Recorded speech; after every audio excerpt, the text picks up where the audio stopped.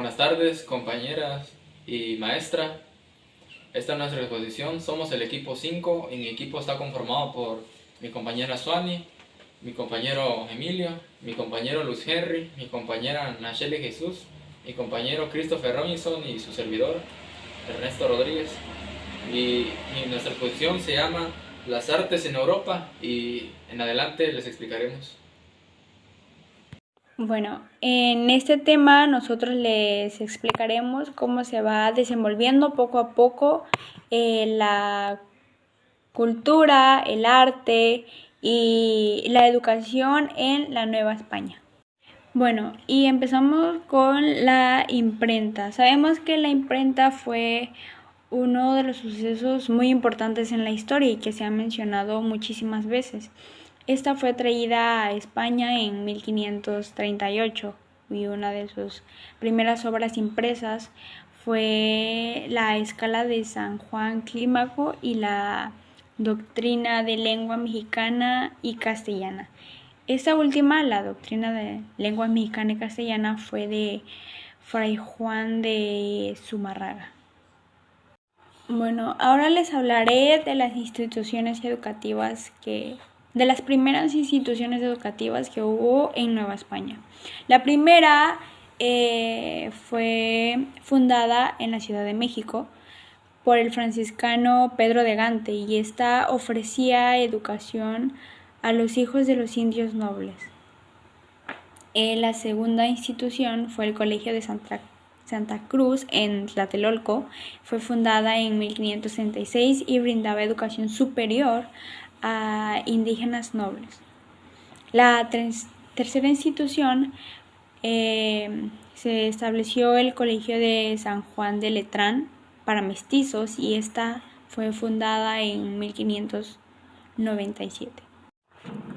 Luego, en 1548 se fundó el Colegio para niñas pobres, seguido por el famoso Colegio de San José de los Naturales, que lo fundó Vasco de Quiroga en Michoacán, y seguido también por el Colegio de San Nicolás de Pátzcuaro. Estos dos fueron fundados en 1540.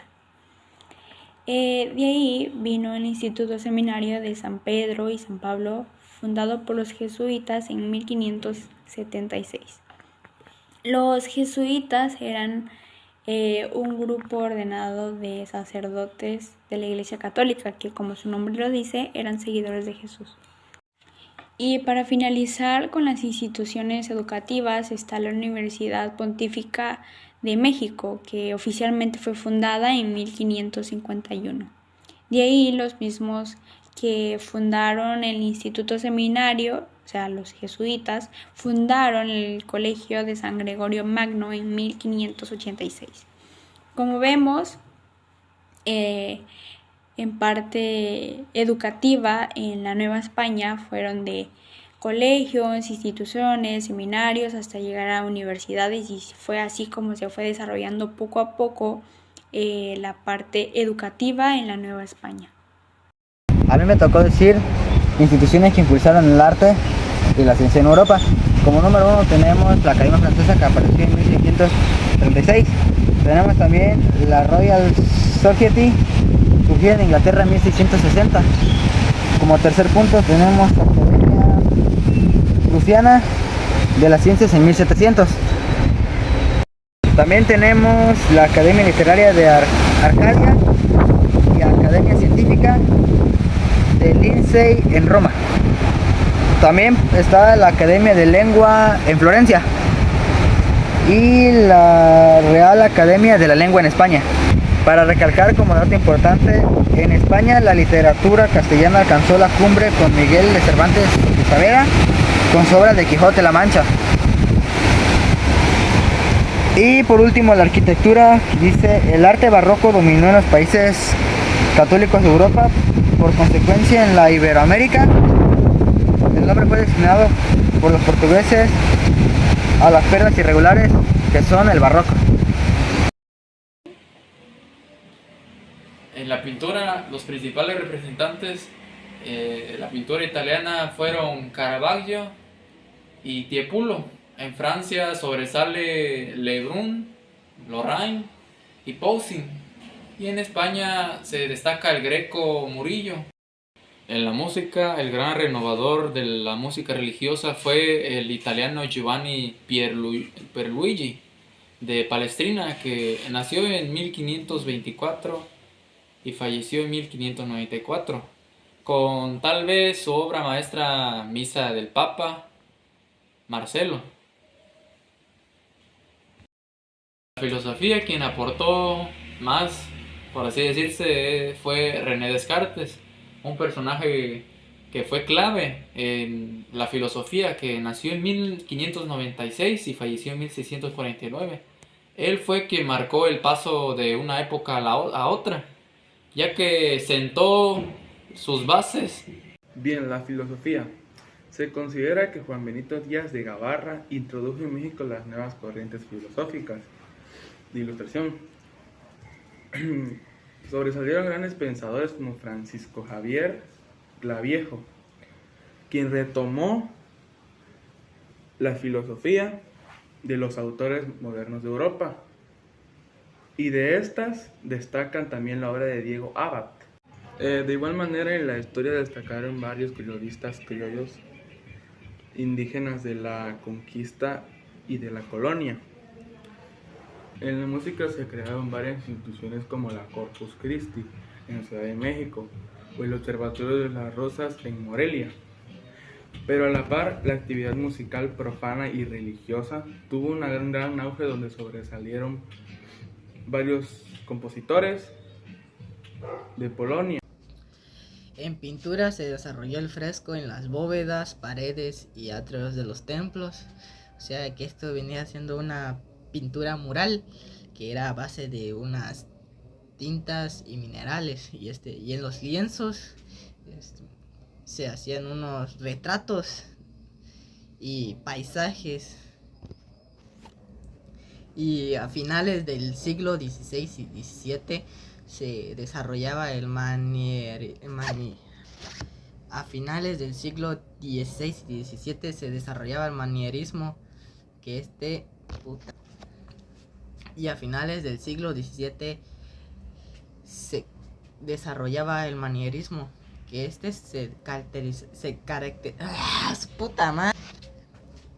y a finales del siglo XVI y XVII se desarrollaba el manierismo, que se caracterizaba por la abundancia de las formas difíciles y poco naturales. En la literatura sobresalió Sor Juana Inés de la Cruz, que ella destacaba por sus poesías. Sus poesías destacaban por deslumbrantes bellezas sonoras, ingenio refinado y una profundidad filosófica. Y ella también tenía obras de teatros y comedias. Juan Ruiz Alarcón y Mendoza. Estos destacan por sus obras de teatro, que fueron Las paredes oyen, Los favores del mundo, etcétera. Y el escritor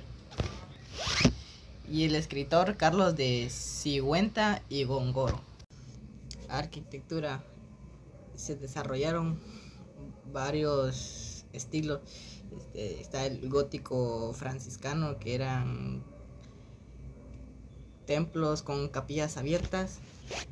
El neogótico, que eran parroquias de San Miguel el Grande. Herráneos, que eran catedrales. Que eran catedrales de Puebla y México. Plateresco, de influencia mujedar.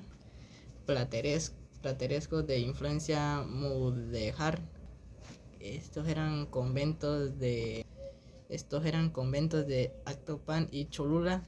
Barroco, plasmado en los retablos de los altares, en las puertas de los templos.